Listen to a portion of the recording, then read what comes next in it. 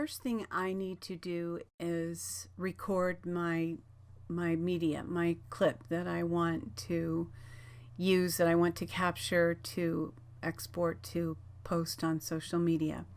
So within Camtasia, I click this box to begin recording, and it will give me some options here. I can use the internal system sound, which means that if a video is playing on my computer, Camtasia will record that video.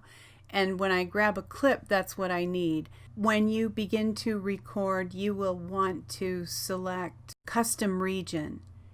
Now, if I want to speak as well as just record something, I also need to have the microphone selected and turned on.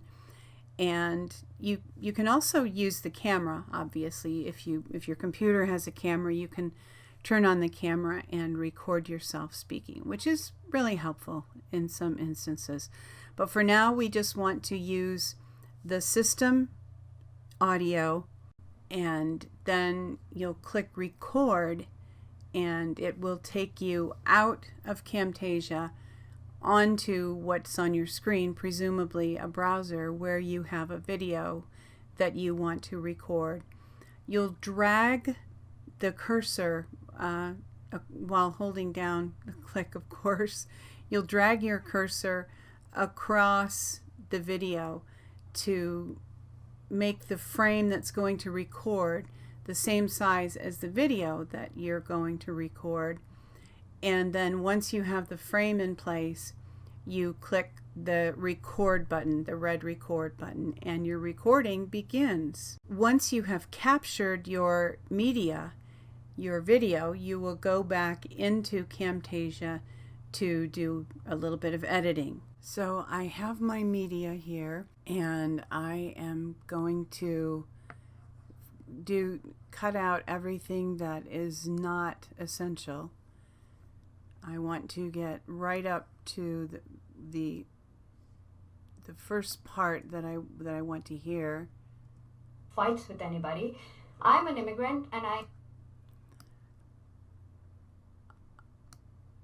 wanted to start with I'm an immigrant. So I put the playhead right where that spot is. And if you want to be able to see it better, these are your audio waves. You can see where sentences begin and end. So I'm going to put the playhead right here, and I select it all by Command A, but you can also click on them and hold down your Shift key to select multiple tracks. And I'm going to Command T to cut them, and you can also do that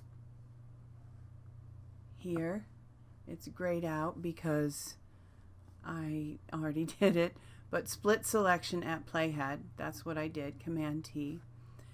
And then I select these, and I can either just hit the delete key and drag these, what I want to have it begin with, over, or I can right click on what I want to get rid of and click ripple delete, and that will get rid of what I don't want and move the tracks that I do want over to the beginning, so that right now it begins right where I want it to begin. I'm an immigrant. With I'm an immigrant. And YouTube dropped a commercial in here. So this is a bonus. You can see how to get rid of that. Right where the screen fades to black, I'm once again going to Command A to select both tracks, and Command T to cut them. I also could select what I want to get rid of by holding down the Shift key and dragging the playhead. And okay, So that's everything I want to get rid of. And I can right click on that and ripple delete range. And now it plays the way I want it to play. wanted to be what I am today, I'd run up. So we've gotten rid of all of everything that we don't want. You can listen to the video, watch the whole video if you want to, and when you are becoming used to how this all works, you probably will want to do that. But once you've become accustomed to it and done a few, you can skip to the end, as I'm doing here, and listen to see where you want your video to stop. And I have seen some women who came to me and said, let's get these MFs out. And when you reach the point, and in this case, the video audio was finished right at the right place. I had stopped when I recorded it. When I did the screen record, I had stopped it at the right place, so I didn't even need to edit at the end. But typically that would not happen. You usually have to do a little cleanup at the beginning and the end. So this is my timeline. This is the video clip that I want to share on Twitter, YouTube, wherever.